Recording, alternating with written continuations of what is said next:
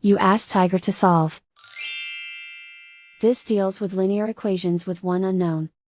The final result is x equals -7. Let's solve it step by step. Simplify the expression. Expand the parentheses.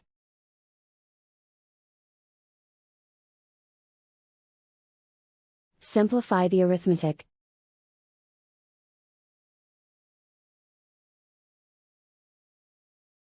Group all x terms on the left side of the equation.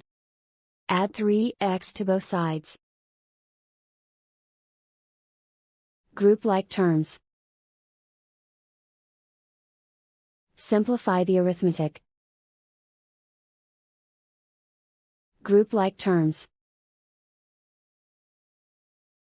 Simplify the arithmetic. Group all constants on the right side of the equation. Add 1 to both sides. Simplify the arithmetic.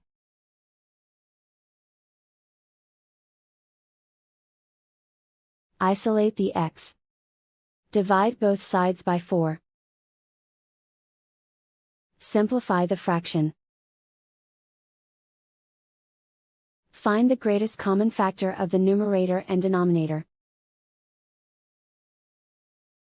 Factor out and cancel the greatest common factor. And so the final result is x equals -7.